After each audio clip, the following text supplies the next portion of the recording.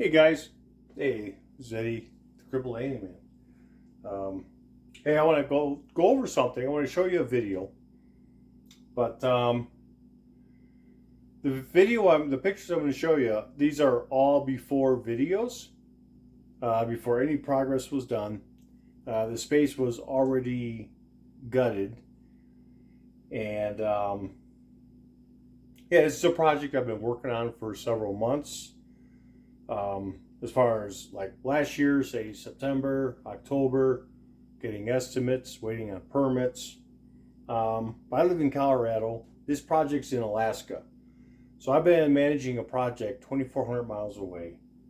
And the owners, I know they work getting the permits.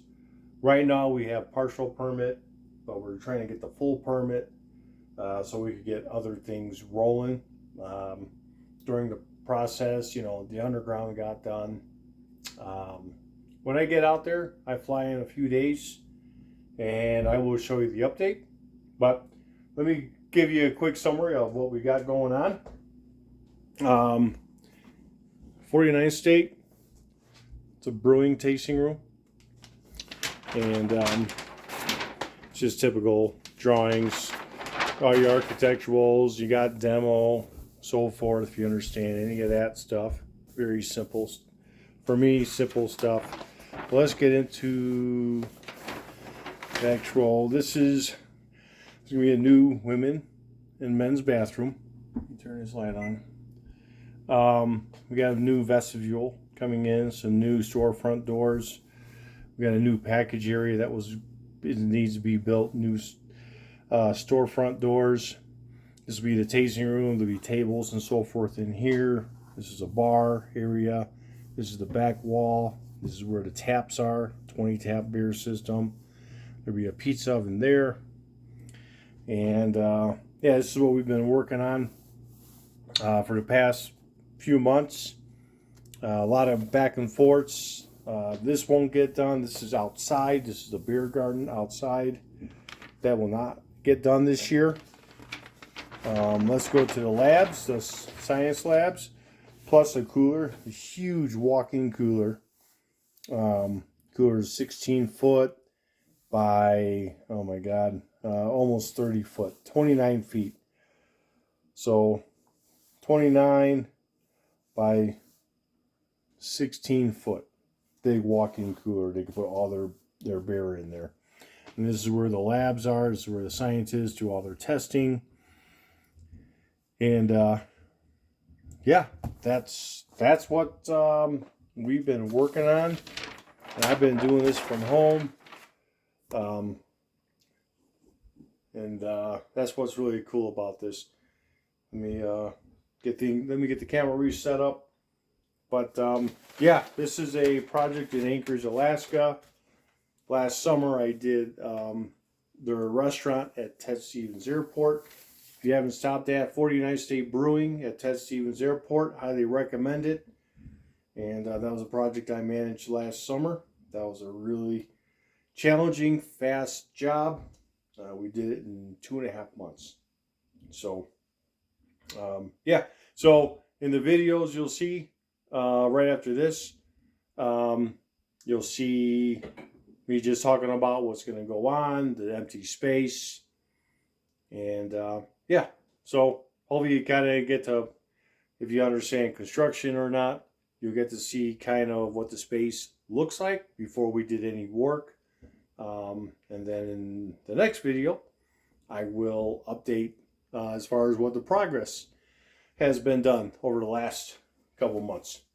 It hasn't even been that. We started April 8th. May, June. What are we in? May, June, April 8th. April 8th, we started framing. We had to pour concrete. Yeah, we had to get the underground done. Concrete got poured. Then framing started. All the MEPs are in there as of now. The plumber's still working, HVAC and electrician. All three are working. Sprinkler, he's already roughed in. So the next video, you'll see all the updated stuff. But enjoy the video. You see the before, and I kind of talk about this video was done. These multiple videos were done at the end of August of 23. So enjoy, and you'll get to see what the space looks like before. It's a big open space, and I kind of explained what's going to be going on. All right.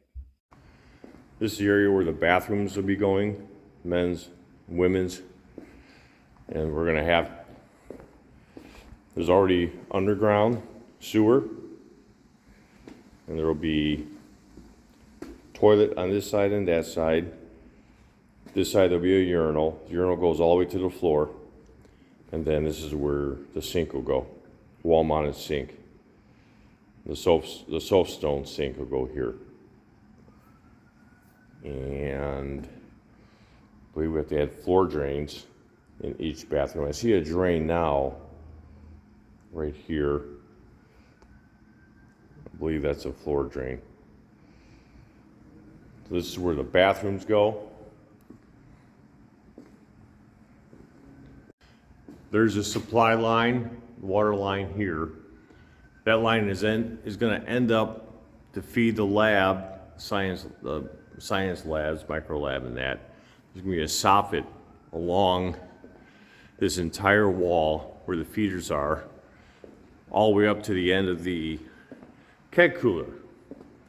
The soffit will not continue into the science lab. The soffit will stop at wherever the wall is. The wall is around this vicinity here. The ceiling in the labs will be 8 feet. And then that way there you can run his water lines however he wants to feed the sinks inside the labs, which will be on the outside wall. There's a dishwasher, and the rest of the equipment that's in here, I don't believe it needs water. There'll be a floor sink in there to feed that side. And then on this side, we're going to need a floor drain outside of the keg cooler, and then the bar top will be from this point all the way across. We're incorporating the column in the bar area. That'll come all the way across here. We're going to reuse that window, or that window in case you break one. You're going to reuse that window to go into the science lab.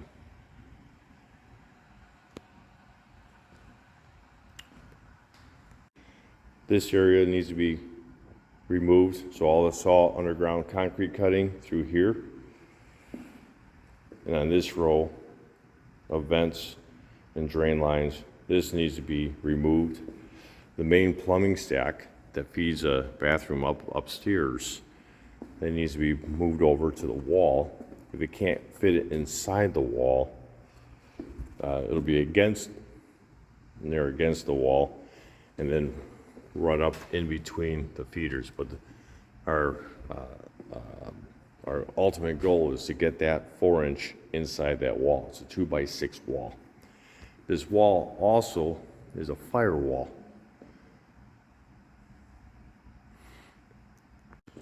We could possibly reuse the underground cast, tie in from here, and run the drain pipe all the way across to pick up the floor sinks and so forth inside the science labs. We will not have to do that over here. It's just the saw cutting that's necessary to install the toilets and the men's urinal. This 3-inch sprinkler line. The 3-inch line is going to turn here at this point, and this is going to feed the existing tenant spaces upstairs, first floor and second floor on the existing building on that end, and it's going to be feeding this end, this tasting room space also. So we're going to run the 3-inch line in line of where that stack is, that 4-inch stack, all the way across at an elevation, I believe it was 102 or 103 inches center line. I could be wrong with that. It was 100. I don't recall on that. I did give that information to the sprinkler company, Taylor's Fire Protection, And so he has a center line. So this return duct is going to get flattened and wider in order to allow the main sprinkler line to go through to continue to feed the keg cooler and the science labs.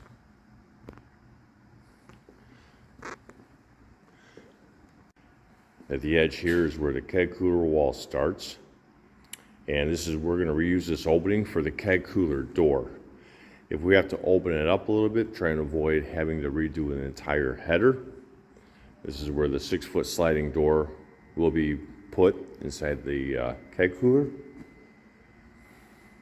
And the keg cooler wall comes all the way across, approximately to where that there you can see where I marked wall, on the wall where that conduit comes down.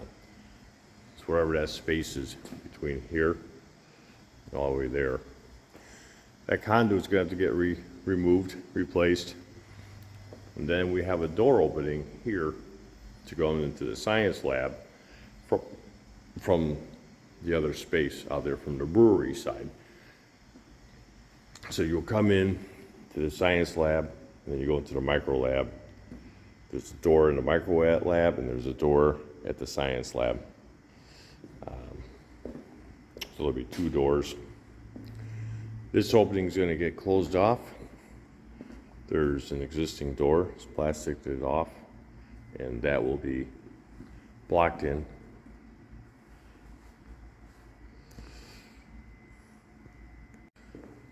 There will be soundproofing spray foam, 4 inches in depth, installed to the underside of the floors throughout this entire space. Even the ceiling above this walkway area, you cannot see it. There's the space up there. The entire cavity, even out there, needs to be sprayed. So this entire ceiling, all the way through, every space needs to be sprayed. And that will be done at night. Here's the rest of the space. It's 22,280 square feet. We run it up to 2,300 square feet. And this is where it will be fire sprayed all the way through here.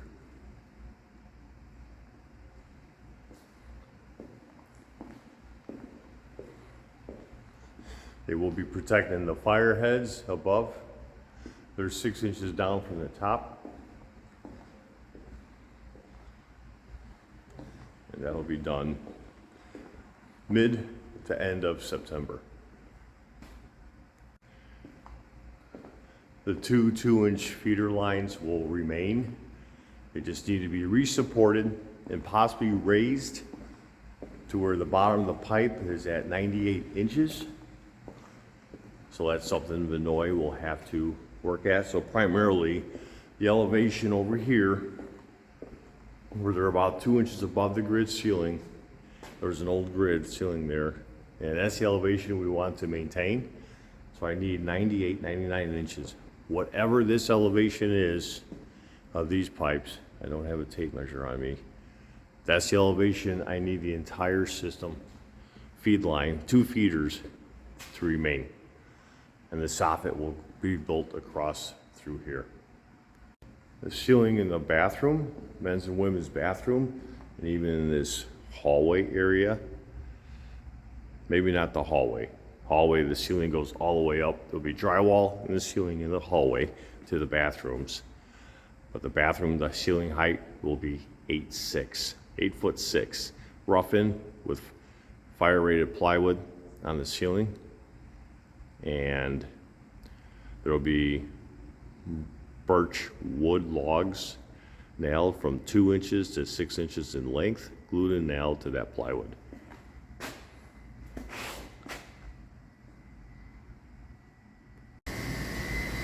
All right, so all of this will be removed and relocated. But this is where that the package cooler is in this area, in that door.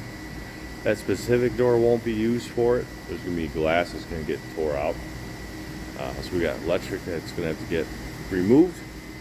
Obviously this whole bank will get moved.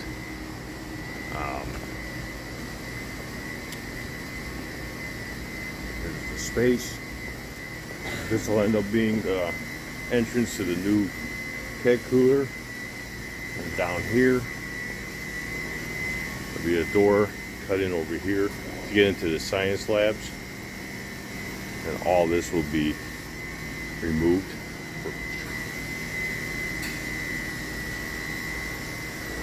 And again, we need to build a temporary wall here with Visqueen to keep it sealed from the brewery side. And we have to make sure the floor above, nothing gets through the floor above. This is the rooftop unit that feeds the tasting room, first floor. So on the mechanical drawing, it shows spiral pipe that'll be running up here, up high. And then all of the drops will be coming down the outside wall through the space to feed all the diffusers. So all this will have to be relocated as well. This floor is going to have to probably get plywooded off completely to eliminate construction also, with construction dust, I should say.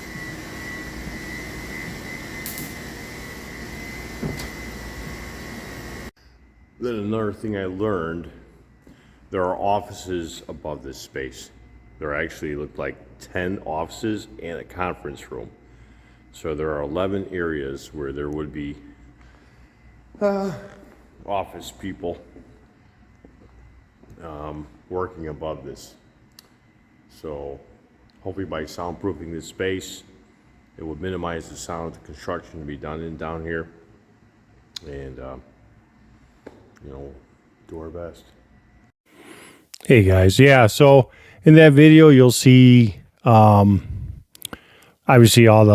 it's just an open space, and I've been coordinating with several trades, other contractors. Like I said, you're going out getting estimates, getting quotes and bids.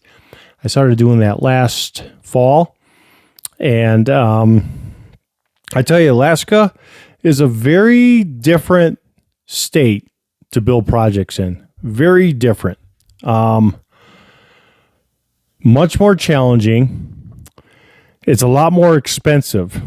That I will give. I thought Chicago was expensive. Then I come to Colorado. I thought Colorado was expensive. You go to Alaska. Oh my gosh.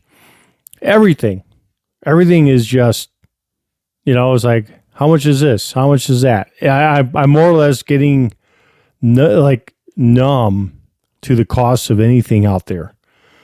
And it's like when I got a quote for my deck here, something simple. And I was like, yeah, I go to Alaska. Who knows what that would have cost. And if I'm able to build it myself, that would be great. I probably will. I may not. We'll see. But, it's really possible, those of you out there trying to find a career or a job, what you want to do. I'm doing construction management, being an HVAC guy my whole career. And on the side, I always built. I was a general contractor, built some retail, and got to do a lot of schools and hospitals, got to work with a lot of great people. And I learned a lot in the construction industry. And the way our company was geared up, if it was a small, say we had to, get all these old air handlers out of a school and this and that, we ended up being the GC of the project. We hired masons, we hired carpenters, we hired roofers, and I was the one that was doing those kind of projects for that company. And, it's like, oh, you're a sheet metal worker. How do you get that construction experience? Well, that's how, plus I used to build my own homes, and even I got to build some big custom homes. So I got the experience on organizing trades and so forth. And a lot of the knowledge I learned was that, a lot of it was from my father, and a lot of it was from just being a leader always out there in the field and taking charge. In Chicago, when you're running a mechanical job for a new school or a new hospital addition or whatever it is, police station, you're kind of like the lead ahead of everybody. You learn to work with the iron workers, when they got to set your steel. You learn to work with all the trades. And so basically you are constantly coordinating with all the trades to make sure they don't miss an opening. Like say you're like a mason contractor. He's just going to throw the wall up. If he doesn't see that you have duct openings and they could be, 80 wide by 3 foot deep, and they got to make sure they have the proper lintels or bond beams, whatever the architect engineer spec out for, you kind of learn how to coordinate, stuff like that. So what I got into as far as like being a construction manager, I enjoy it a lot, and I am grateful that I had the opportunity to work with these owners here out there in Alaska. And like I said, I fly out there. I did the restaurant last year, and they had, there was a great team of subcontractors. I know there were like a couple of them. They were like, I think testing me because like, who's this out of town guy? But I feel I gained everybody's respect, which is very important to be a lead. And I'm actually going to be proposing to the owners something else. I had a discussion with my wife. I actually proposed it to his assistant this evening, and they're going to talk about it. But yeah, I'm supposed to fly out Saturday, and Sunday I'll get reacquainted. I'll actually walk the project Sunday, so you're not going to see a video until after then. Maybe it'll be Monday. Maybe I'll still put it out on Sunday, but it is Thursday right now. And yeah, so this is a project I've been orchestrating, running, overseeing 2,400 miles away. Everyone's been calling me, making, sending pictures, videos, whatnots, just to make sure if there's any conflicts. And I'm the one that's resolving them. And obviously, if I have to question the owner, what does he approve this change and so forth? I mean, it's just a constant communication. And so this is possible. But it's time for me to get out there and see what's going on. And I have another project I'm going to be doing out there for them. That was the primary reason. But I'm going to be like killing two birds with one stone, overseeing this one and doing their new canning machine that's coming in from Germany. So you'll see footage of that too, guys. Hey, if you like this, don't forget to hit that subscribe button, help my channel. And, we'll see you on the next one, guys. Thanks for watching, and be legendary.